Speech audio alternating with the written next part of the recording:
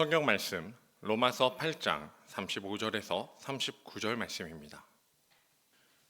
누가 우리를 그리스도의 사랑에서 끊으리요 환난이나 공고나 박해나 기근이나 적신이나 위험이나 칼이랴 기록된 바 우리가 종일 주를 위하여 죽임을 당하게 되며 도살당할 양같이 여김을 받았나이다 함과 같으니라.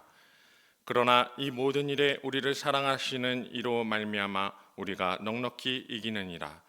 내가 확신하노니 사망이나 생명이나 천사들이나 권세자들이나 현재일이나 장래일이나 능력이나 높음이나 깊음이나 다른 어떤 피조물이라도 우리를 우리 주 그리스도 예수 안에 있는 하나님의 사랑에서 끊을 수 없으리라.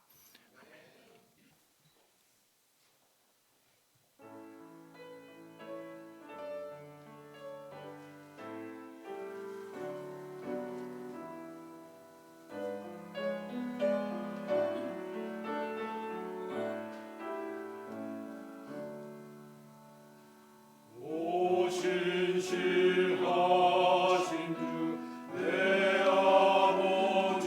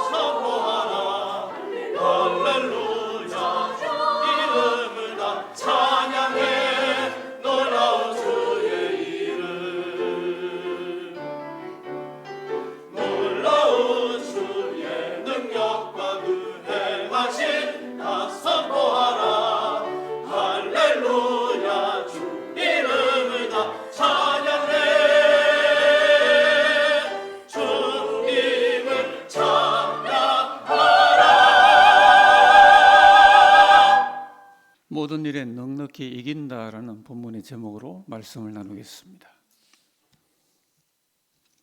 이 세계를 보는 눈으로 이원론이라는 그런 관점이 있습니다. 우리가 살아가는 이 이원론적인 세계와 현실을 우리는 삶의 현장에서 볼 수가 있는 것이죠. 빛과 어둠이 이원론적입니다. 그렇다고 하여 완전히 다른 근원으로 하나님의 그 피조 차원에 밖에 있다 말은 아니고요. 우리가 보기에 빛과 어둠은 분명히 나누어지죠. 생명과 죽음, 그리고 소망과 절망, 그리고 오늘 우리가 주로 생각을 이제 하게 될 승리와 패배, 이 둘 중 하나는 바람직하고 다른 것은 그렇지 않고, 그렇지만 모든 사람의 생애에 이런 이원론적인 삶의 단면이 끊임없이 닥쳐옵니다. 특별히 승리와 패배에 대하여, 우리가 승리를 다 좋아합니다. 패배하는 거 좋아하는 사람 아무도 없습니다. 그러나 우리 인생에 이 승리와 패배가 끊임없이 다가와서 사람들이 일희일비합니다. 우리 현실 안에서는 이기는 쪽이 있고 지는 쪽이 있습니다. 이기다가 지기도 하고요, 지다가 이기기도 하는 그런 현실의 모습도 있습니다. 근데 성경은 이 승리를 굉장히 중요하게 생각합니다. 우리 신앙인들 중에는 신앙생활 하다가 승리하기도 하고 그럼 좋고, 승리 안 하면 그만이지 뭐, 이게 대충 생각하는 분도 있는데요, 절대로 그렇지 않습니다. 우리 구원의 생애에 아주 직결되는 중요한 부름이 바로 승리라 하는 것입니다. 성경은 우리 신앙의 중요한 원리적인 축으로 승리를 많은 성구들에서 언급을 합니다. 달리 우리가 말하자면 신앙은 곧 승리다, 그렇게 말을 할 수가 있습니다. 다시 말하면 불신앙은 패배이다, 그렇습니다. 요한일서 5장 4절에 무릇 하나님께로 난 자마다 세상을 이기느니라, 세상을 이기는 이김은 이것이니 우리의 믿음이니라 그랬습니다. 오늘 우리가 이 말세로 접어드는 이런 상황적인 느낌을 가지면서, 말세는 특별히 도처에서 이 승리하기를 더욱 재촉하는 시기로 다가오고 있습니다. 성경에 7인이 나오는데요, 그 7인의 시대를 고통의 시기라 그럽니다. 이 고통의 시기 때에 첫 인은 바로 이김의 그 봉인이죠. 그래서 첫 인을 뗄 때에 그 이김을 재촉을 하는 그 인떼기로 7인이 계시가 됩니다.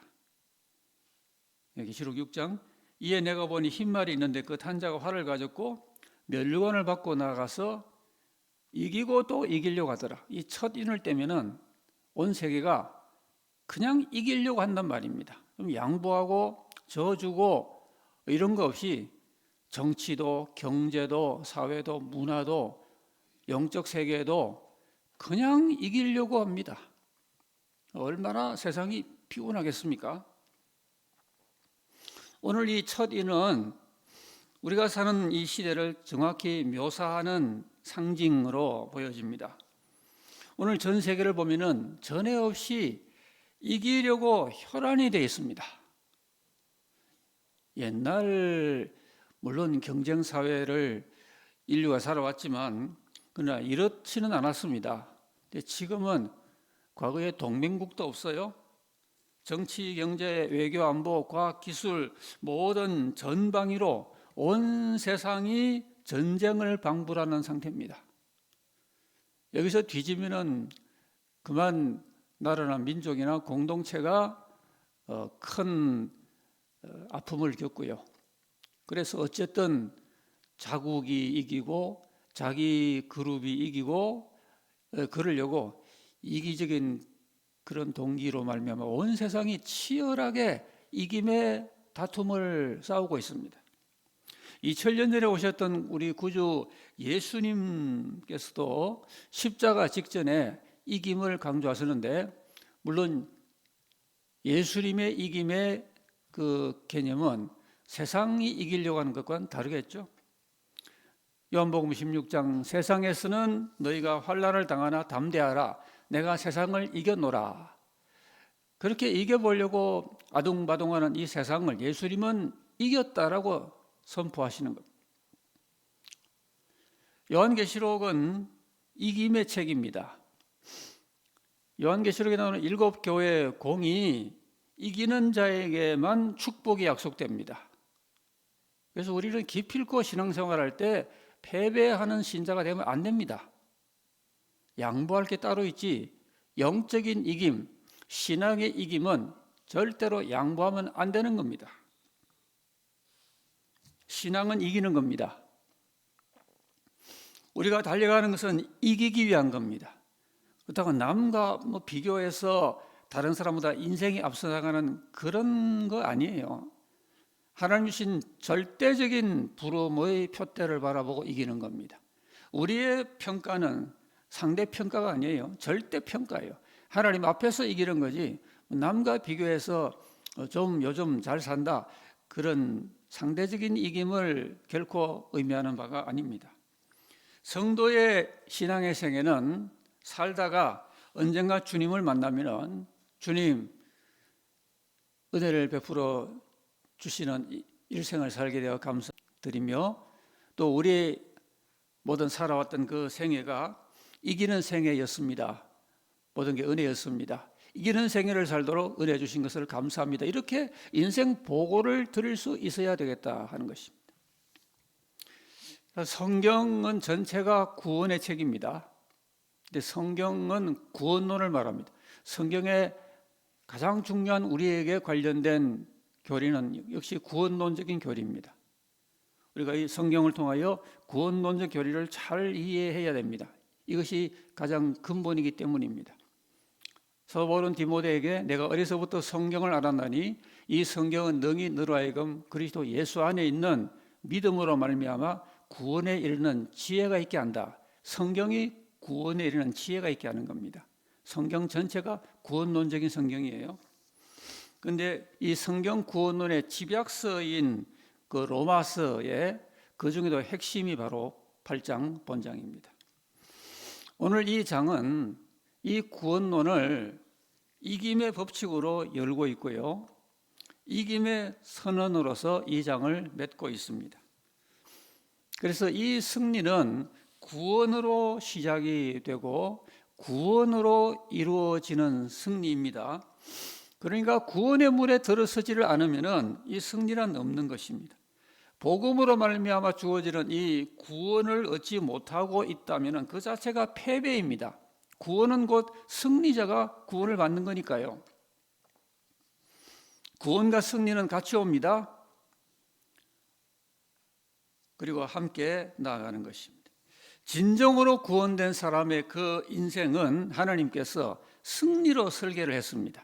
패배하도록 설계하지 않았습니다. 오늘 저와 여러분은 하나님의 영원한 구원의 부름을 받고 있는데 우리 인생은 패배하도록 디자인된 게 아니라 말입니다. 만약에 패배하면 하나님의 본 뜻이 아니에요. 왜냐하면 하나님은 우리 인생을 향한 그 설계는 승리로 디자인된 인생입니다. 누구든지 그리스도 안에 새로운 피조물이라 그랬죠. 이전 건 지나갔으니 보라 새 것이 되었도다. 그리스도 안에는 승리로, 새로운 피조물은 승리의 인생을 살아가도록 새롭게 빚어진 존재가 새 피조물입니다. 우리가 부름받은 이 영광스러운 부름의 생애를 잘 이해를 해야 되겠습니다. 오늘 이 본장은 그리고 우리가 이 본문의 말씀 매우 중요합니다. 오늘의 메시지는 그리 어려운 메시지는 아닐지 몰라도 우리 모두에게 굉장히 중요한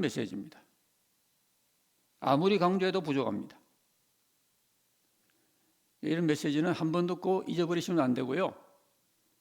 주님날까지 전부 기억하셔야 됩니다. 기억이 승리입니다. 오늘 이 본장은 승리의 구원론을 4차원적으로 말해주고 있습니다.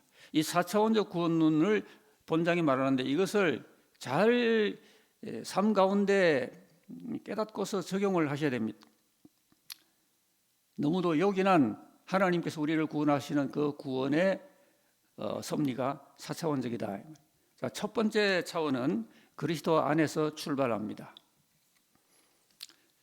위치를 말합니다. 우리가 먼저 위치를 잘 잡아야 됩니다.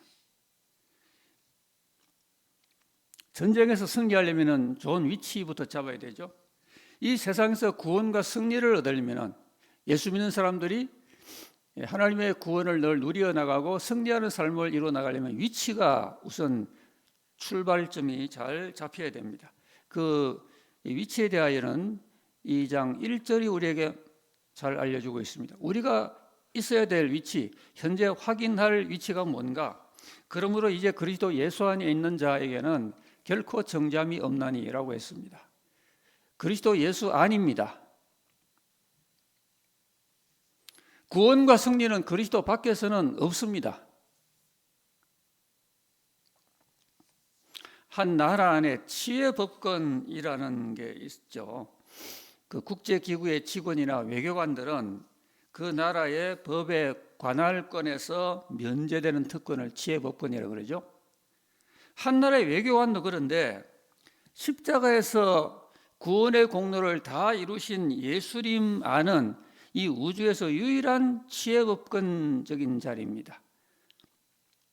하나님께서 굉장한 특권을 부여하신 자리가 어딘가 하니 그리스도 예수 안이라는 것입니다.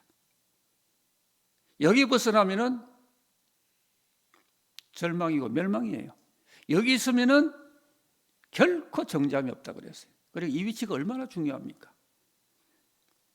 내가 살아가며 믿음 생활하며 내가 이 위치에 지금 있는지, 오늘 이 눈뜬 2월 1일 날 내 위치가 그리스도 안에 있는지, 오늘 예배하는 이 자리에서 나의 영혼의 그 좌표가 그리스도 예수 안에 있는지, 이거를 요즘 우리가 우리 지상 공간적인 위치를 확인하려고 GPS라는 걸 활용하지 않습니까? 우리 믿음의 GPS를 활용해서 내 위치를 정확히 알고 있어야지. 이거 벗어나면 안 되는 것이죠. 본장 3절에도 율법의 육신으로 말미암아 할 수 없는 그것을 하나님은 하시나니 그 죄로 말미암아 자기 아들을 죄 있는 육신의 모양으로 보내어 육신의 죄를 정하셨다 그랬습니다. 육신이 약해서 할 수 없는 것을 하나님은 하시는 겁니다. 예수님의 완성된 구원 사역을 가리킵니다. 이 일을 하나님이 하신 거예요. 그러므로 예수님의 완성된 그 구원 사역을 참으로 믿어서 그리스도 예수 안이라고 하는 이곳에 있는 사람은 누구든지 결코 정잠이 없어요. 완전히 완벽히 영원히 정잠이 없어요. 한평생의 죄가 하나님이 죄를 안 부르시는 겁니다. 얼마나 큰 복이에요. 우리가 죄가 전혀 없어 천국에 들어가는 게 아니라 정죄함이 없기 때문에 이 은혜를 받았기 때문에 천국에 들어가는 거예요. 사도행전 4장에 베드로는 말하죠. 다른 이로서는 구원을 얻을 수 없나니 천하인간에 구원받을 만한 다른 이름을 주신 적이 없다 그랬습니다. 예수님 분명히 믿어야 되겠습니다. 애매하게 믿으시면 안 됩니다. 언제든지 내가 눈을 떠서 내가 지금 어디 있지 할 때 나는 그리스도 예수 안에 있어. 이렇게 자문자답이 될 정도로 뚜렷하게 확실하게 예수 믿어야 됩니다. 늘 내가 있는 곳 예수 그리스도 안에 있다는 걸 확인하면서 순간이라도 그 위치에 벗어나지 않도록. 우리 인생은 운전과도 같습니다. 운전한 사람의 전방 주시를 태만히 하고 졸고 그러면 안 되잖아요.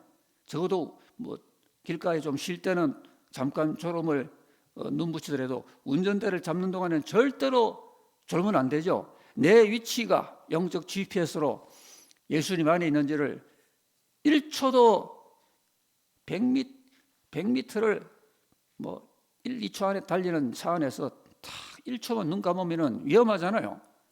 절대로 영적인 경주를 하고 있는 영적 드라이브인 저와 여러분은 졸면 안 됩니다. 내 위치가 그리스도 예수 안에 있는지를 늘 GPS로 확인을 해야 되는 것입니다. 자, 첫 번째 중요한 차원은 그리스도 안이라고 하는 이 위치. 이 위치에 있는 사람은 결코 정죄함이 없어요. 하나님이 죄를 묻지 아니하십니다. 죄를 가려주십니다. 그래서 복이 있는 거죠. 두 번째 차원은 성령의 법입니다. 구원과 승리를 위하여 디자인된 이 복음은 그리스도 안의 위치에서 확인돼야 된다 그랬죠. 이제 거기서 이제 반드시 성령의 법을 따라야 됩니다. 이 1번만으로 로마서 8장 1절 2절만 읽고 할렐루야 아멘 그리고 성경 덮으면 안 됩니다. 그건 1차원이에요. 2차원이 성령의 법을 따르는 겁니다. 로마서 8장 2절에 그리스도 예수 안에 있는 생명의 성령의 법이 죄와 사망의 법에서 너를 해방하였다 그랬습니다. 1절을 믿음으로 아멘하고 깨닫는 신앙 고백하는 성도는 2절을 또한 이해하고 반드시 나의 삶에 내 영혼에 적용할 수 있어야 되겠습니다. 그래야 구원의 생애가 정상적으로 나아갈 수가 있습니다. 그러면 이 성령의 복을 어떻게 따를까? 그것은 먼저 성령의 선물을 받아야 됩니다. 한마디로 성령을 받아야 됩니다. 성령 받지 않으면 로마서 8장은 나와는 공하게 거리가 있게 됩니다. 그리스도 예수 안에 절대 위치를 잡은 사람은 이제 나는 성령을 받았나? 반드시 확인하셔야 됩니다. 많은 신앙인들이 로마서 8장 1절만 알고 2절은 생각하지 않아요. 생명의 성령의 법이 무엇인지를 감을 잡지 못합니다. 해석이 안 되는 겁니다. 성령을 받으셔야 됩니다. 사도행전 2장에 베드로가 이르되 너희가 회개하여 각각 예수 그리스도의 이름으로 세례를 받고 죄 사함을 받으라.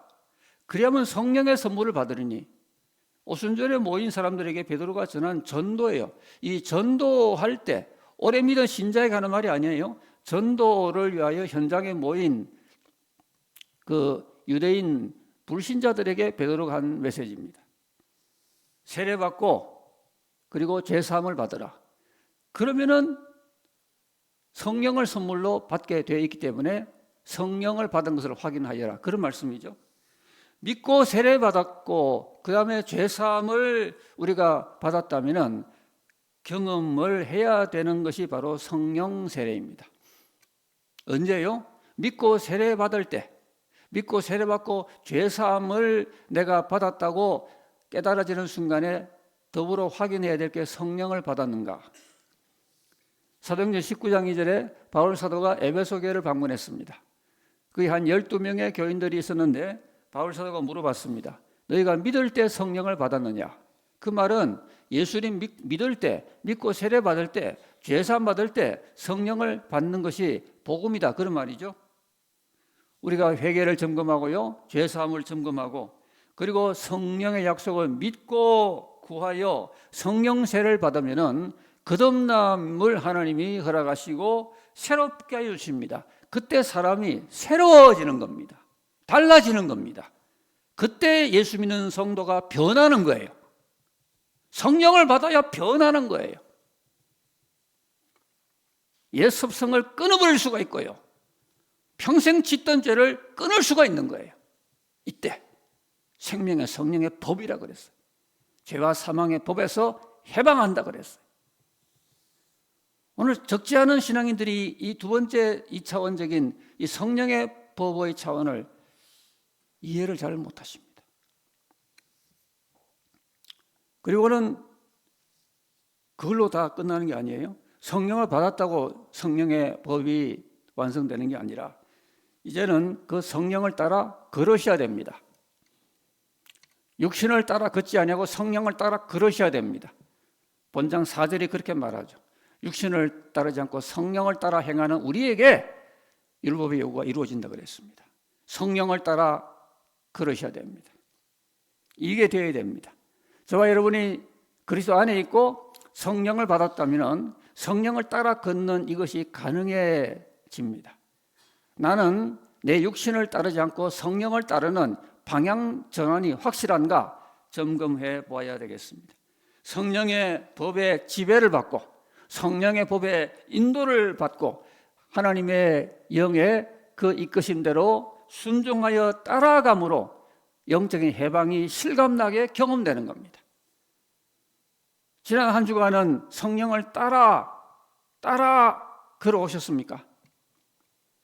육신의 본능을 따르지 않고 성령을 따라 매일 나를 부인하며 내 인생의 새로운 방향으로 주어진 삶은 성령을 따라 진리를 따라가는 것임을 분명히 알고 새롭게 설정된 인생의 방향과 표대를 향하여 성령을 따라 순종하는 절대 순종을 제대로 안 되는 순간이 물론 있다고는 하더라도 마음과 방향은 잡아야죠. 성령을 따라 나가는 이런 방향을 분명히 하는 가운데 순종의 생애를 다듬어가는 성령 안에서 이런 삶을 사는 것이 성령의 법입니다. 그리스도 예수 안에 위치를 잡고 성령의 법을 따라갈 때 구원론의 2차원을 통과합니다. 그 다음에 3차원은 몸의 구속을 바라고 모든 고난을 참고 기다리는 것입니다. 승리를 향해 나아가는 성도가 의지적으로 힘쓸 게 바로 이건데요. 한마디로 인내라는 겁니다. 우리 장로교의 구원론 가운데 성도의 견인론이라는 게 있습니다. 성도는 구원받은 이후에 죽을 때까지 예수님 만날 때까지 견인이라는 말은 잘 인내하고 그렇게 참고 견디는 것을 말하죠. 성도의 이런 인내가 이게 돼야 됩니다. 이게 이제 3차원적입니다. 인내라는 것은요, 영광의 본향에 도착하게 만들어주는 징검다리예요. 성도는 그리스도 예수 안에 위치를 잡고 성령을 따라갈 때 잘 인내하며 그렇게 따라가야 됩니다. 로마서 8장 24절 이하에 우리가 소망으로 구원을 얻었음에 보이는 소망이 소망이 아니니 보는 것을 누가 바라리요. 만일 우리가 보지 않는 것을 바라면 참음으로 기다릴지니라 그랬습니다. 이렇게 인내하고 참는 가운데 우리 신앙도 자라고요. 우리 성화가 촉진되는 겁니다. 그래서 폭발하거나 어디 벗어나거나 그러면 안 되는 거예요. 신앙의 승리는 참는 자가 승리하는 겁니다. 그런데 오늘 이 본장은 이 참고 기다림에 목표점이 있다 그렇게 말합니다. 우리가 뭘 바라는 어떤 목표가 있어야 기다리죠. 그럼 우리 성도의 그 목표는 뭡니까? 8장 23절에 말하기를 몸의 구속이다 그렇게 말합니다. 우리 곧 성령의 처음 익은 열매를 받은 우리까지도 속으로 탄식하여 양자될 것, 곧 우리 몸의 속량을 기다리느니라. 우리가 기다리는 게 뭐라고요? 몸의 구속입니다. 너무도 위대한 복음입니다. 하나님이 우리를 구속하실 때 우리의 이 현세적인 구원은 우리의 영혼입니다. 영혼을 구원하는 거죠. 영혼을 구원한 다음에 그럼 우리의 이 몸은 어떻게 되느냐? 몸도 구원한다라는 말이 바로 이 말씀입니다. 구원의 순서는 영혼이 먼저 구원되고 그 다음에 몸이 구원되는 거예요. 사도 바울은 이 몸의 구속의 순간을 열렬히 바라보고 그것을 신앙의 표대라고 말을 했습니다. 몸의 속량, 몸의 구속이 뭡니까? 영혼이 구원받은 성도가 주님의 날에 이 썩어질 인간의 몸까지도 영광스러운 변화의 구속을 입는 걸 말합니다. 우리 몸은 한평생 살 동안에 하나님의 영광을 위하여 선하게 사용하라고 주어진 하나의 수단이죠. 이 몸은 주님 오시기 전에 죽으면은 이제 무덤에 썩어지는 거죠. 그러나 이제 주님의 날이 임하면은 먼저 예수 안에서 죽었던 성도는 살아나고 살아있는 성도라도 모두가 다 어떻게 되는 거 아니? 몸이 구속을 받는 겁니다. 몸의 구속이 우리 구원의 완결점이 되는 거예요. 사도 바울은 고린도전서 15장에서 보라 내가 너에게 비밀을 말하노니 우리가 다 잠잘 것이 아니요 마지막 나팔에 홀연히 순식간에 다 변화되리니 나팔 소리가 나면 죽은 자들이 썩지 아니할 것으로 다시 살고 우리도 변화되리라 그랬습니다. 저와 여러분이 갖고 있는 이 몸은요 아무리 화장품 찍어 바르고 그래도 이건 썩어지는 몸이에요. 부패하는 몸이에요. 우리 살 동안에 주님의 영광을 위하여 이웃에게 선을 행하기 위하여 복음을 전하기 위하여 우리 영혼에 붙어있는 하나의 수단에 불과한 겁니다. 그래서 이건 썩어지는 육체예요. 그런데 하나님의 구원은 이 썩어지는 육체까지도 포함하는 거예요. 그래서 영광의 그날에 우리 몸이 구속받아서 한순간에 나팔 소리가 나는 순간에 확 변화하는 겁니다. 몸의 구속. 이날 변화의 순간을 사모해야 소망이 있는 성도입니다. 사도 바울은 서신서에서 여러 번 말하기를 이 몸의 부활의 순간을 자기 인생과 신앙의 표대라 그랬어요. 그래서 예수 안에서 예수님 잘 믿고 성령을 받고 성령을 따라 사는, 그리고 인내하면서 그날을 바라보는 성도에게 그날에 하나님이 허락하실 은혜가 썩어질 몸까지도 썩지 않는 몸으로 다시 사는 변화의 순간인 것입니다. 이게 신앙의 클라이맥스요, 정점입니다. 저희의 신앙의 종착점은 몸의 구속의 순간입니다. 이 몸 때문에 우리가 한평생 살면서 이 몸이 아프기도 하고 피곤하기도 하고 병 걸리기도 하고 배가 고파서 때로는 힘들기도 하고 여러 가지 이 몸의 탈을 겪으면서, 그게 다 이 몸은 썩어질 몸이기 때문에 탈이 많이 나는 거예요. 그러나 우리가 주님께 받는 이 구속의 몸은요, 더 이상 썩는 몸이 아닙니다. 썩지 않은 몸으로 다시 살 줄로 믿으시기 바랍니다. 이 소망을 열렬히 가지지 않으면요, 인내 못합니다. 소망의 목표가 흐릿한데 어떻게 인내가 되겠어요?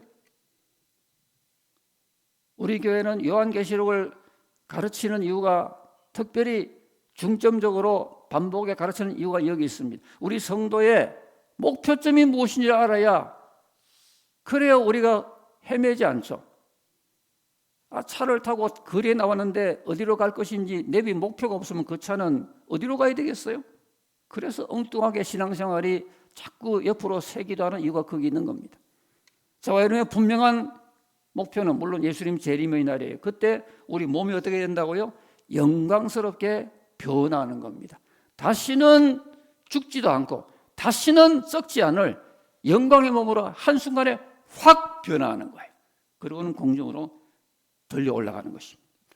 오늘 로마서 8장도 이 몸의 구속, 그리고 이 표대를 향하여 인내하는 것을 3차원적인 구원의 요소로 말하고 있습니다. 마지막 네 번째.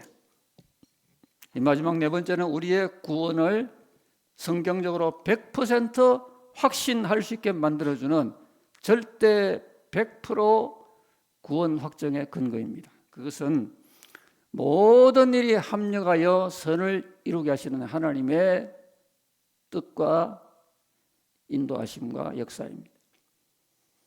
자, 구원의 역사는요, 결국 이 두 가지로 이루어지는데, 하나님이 하시는 역사가 있고 우리가 하는 우리 인간의 자유의지적인 협력이 있습니다. 하나님이 하시는 역사를 잘 깨닫고 받아들여야 되겠죠. 그 다음에는 내가 해야 될 나의 순종적인 자유의지적인 협력을 잘 해야 됩니다. 신자들 가운데는요, 하나님이 다 하십니다, 이런 말 너무 좋아하는 분이 있어요. 물론 하나님이 다 하신다는 그 말도 진리가 맞죠.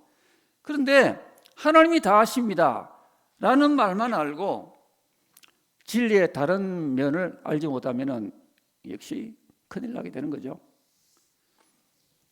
하나님이 하시는 은혜의 역사가 있고요, 하나님의 뜻과 진리에 순종하는 나의 의지적인 순종과 협력이 없다면 구원의 생애는 바로 위험해집니다. 우리 구원은 하나님이 구원해 주시고 우리는 하나님의 구원에 이끌려가는 하나님과 우리의 협력 사역이 구원의 사역이에요. 그게 우리 개혁교회의 구원론입니다. 그래서 그리스도 안에서 우리에게 결코 정죄함이 없는 위치를 주시는 건 하나님의 은혜죠. 그 다음에 우리에게 성령을 주시는 것도 우리가 뭐 노력으로 받는 것도 아니고 우리가 돈 주고 받는 것도 아니고 하나님의 은혜로 죄사함 받은 성도에게 하나님이 허락하시는 선물이죠. 선물이라 그랬잖아요. 그런데 그 성령을 따라가고 인내하고 늘 소망의 그날을 주시하고, 이건 우리가 해야 될 일이에요. 하나님이 다 하신다고 신앙을 고백하면서 사도신경을 외우면서 내 의지와 내 순종적인 뜻과 성품을 다하여 하나님의 뜻에 순종하는 이런 내 의지적인 협력이 없다면 그 신앙생활은 망가집니다. 하나님의 은혜에 대하여 나의 순종적인 협력이 따라야 그래야 우리 신앙이 꽃을 피우게 됩니다. 자, 그런데 우리가 여기서 이제 이렇게 나아가야 됩니다. 우리 진정한 100% 확신은 어디서 근거하는가라는 것입니다. 오늘 이 로마서에 100% 확신과 100%의 그 담대함이 있나요? 저와 여러분이 하나님의 영원한 그 구원의 역사를 100% 확신할 근거가 어디에 있나요? 그것은 8장 28절에서 빛을 발하는 것입니다. 우리가 알거니와 하나님을 사랑하는 자, 곧 그의 뜻대로 부르심 입은 자들에게는 모든 것이, 적어도 하나님이 부르신 사람에게는 모든 것이 합력하여 선을 이루는 겁니다. 여기서 우리 구원은 100% 확실합니다. 하나님은 그 사람은 그가 인생을 살며 당하는 어떤 일을 만나도 결코 그를 쓰러지게 하는 게 아니에요.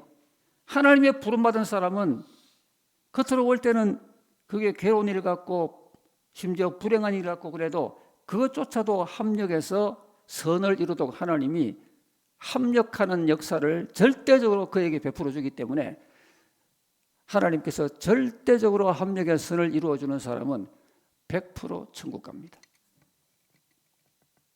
하나님은 자기 사람은 그렇게 챙기시는 거예요. 예수님도 이 확신이 있었기 때문에 요한복음 6장에 나를 보내신 이의 뜻은 내게 주신 자 중에 내가 하나도 잃어버리지 않냐고 마지막 날 다시 살린다 그랬습니다. 예수님이 무슨 근거로 이렇게 말씀했을까요? 마지막 날에 한 명도 잃어버리지 아니한다 그랬어요. 예수님의 구원 사전에는 잃어버린다는 거 없어요. 예수님은 한 명도 잃어버리지 않아요. 누구에게? 하나님께서 자기를 사랑하는 자, 그의 뜻대로 부름 입은 자에게 베푸시는 모든 게 합력하여 선을 이루게 해주시는 그 사람은 한 명도 잃어버리지 아니하고 마지막 날에 다 예수님이 살리시는 것입니다. 이 진리 확신하시면서 내가 하나님의 그런 절대적인 합력의 선의 역사에 내가 동참을 하고 있는 백성인가? 우리가 이 사실을 성령으로 확정을 받아야 됩니다. 그래야 할 때 우리의 구원의 확신은 100% 절대 확신이 될 수가 있을 것입니다. 우리가 이런 하나님의 은혜를 이렇게 신뢰하고 확정하는 가운데서 이제 남은 것은 주님과 더불어 잘 교제하고 친밀하게 주님의 사랑 안에 거해서 견고하게 이제 1차원, 2차원, 3차원, 4차원의 이 구원의 부름을 굳혀가는 과정입니다. 견고하게 해나가야 됩니다. 그리스도 안에 있는 내 위치도 견고하게 확인하고 성령의 법을 나는 따라가고 있다는 사실도 매일같이 견고하게 굳히고 우리의 소망인 몸의 구속에 대하여도 견고하게 소망의 눈을 부릅뜨고 보면서 잘 참고 견디고 바라보고 그리고 하나님은 웬일인지 나는 모든 게 합력하여 선을 이루게 해주신다. 내 인생 과거를 생각해도 내가 내 인생의 구전 날들도 합력하고 좋은 날도 합력하고 건강할 때도 합력하고 피곤할 때도 합력하고 내가 잘 나갈 때도 합력하게 하시고 내가 패배할 때도 합력하게 하시는 이런 사람은 세상이 감당하지 못하는 겁니다. 하나님이 그 사람을 절대적으로 합력하게 만들어주는데 누가 우리를 하나님의 사랑에서 끊으리요? 그랬잖아요. 하나님이 이렇게 사랑하는데 누가 그 사랑에서 나를 끊으리요? 어떤 피조물도 끊을 수가 없다라고 8장 오늘 우리가 읽은 본문에서 살바울이 선포하고 있지 않습니까? 실로 이 확신을 갖고 사는 사람은요, 그가 당하는 모든 일에 넉넉히 이기는 것입니다. 하나님이 그렇게 하여 주시기 때문에 하나님이 사랑하는 자를 누가 정죄하겠어요? 하나님이 위해 주는 자를 누가 송사하며 누가 그 사랑에서 끊으려라는 이 사랑의 확신과 이 구원 확정의 선포가 우리에게 늘 찬양으로 터져나올 수가 있어야 됩니다. 하나님께서 그 뜻대로 우리를 부르셨다면 우리를 끌어낼 피조물이 없어요. 오늘 저와 여러분이 하나님이 절대적인 구원의 사랑 안에 머물고 있다면 우리를 택할 존재는 이 온 우주에 없는 겁니다. 오늘 8장에 어떤 피조물도 그랬어요. 어떤 피조물도 이 구원을 방해하지 못합니다. 베드로 보세요. 그렇게 때로 넘어지기도 하고 예수님 부인하기도 하고 이러다가, 그러나 그가 하나님의 이러한 절대적인 부르심 안에 있기 때문에 합력해서 선을 이루어서 하나님 앞에 귀하게 쓰임받은 사도로 진행하며, 그렇게 물론 그가 나중에 순교했지만 순교의 영광 가운데서 인생을 마감하지 않았습니까? 오늘 저와 여러분이 이 네 가지 구원 확증의 4차원을 기본적으로 이해하시고 우리 각 집에서 우리 자녀 후손들에게도 기본적인 내용을 알려주셔야 됩니다. 첫째, 그리스도 예수 안의 위치, 내가 그 안에 있는가, 이게 애매하면 안 되기 때문에 이거부터 챙깁시다. 두 번째는 성령의 법을 따라가는, 내가 성령을 받고 날마다 내 육신을 따르지 않고 성령을 따라가는, 진리를 따라가는, 어떤 일에서도 나는 진리의 말씀에 100% 아브라함처럼 순종하여 살아가는 이 방향전환과 결단이 되어 있는가. 그 다음 세 번째는 몸의 구속을 영롱한 소망의 빛으로 바라보고 참고 견디고 인내하고 있는가. 네 번째는 내 인생에는 하나님께서 모든 것을 합력하여 설을 이루어 주신다라고 하는 이 절대 확신 가운데서 누구도 방해할 수 없는 구원의 길을 걸어가시기를 주의 이름으로 기원합니다.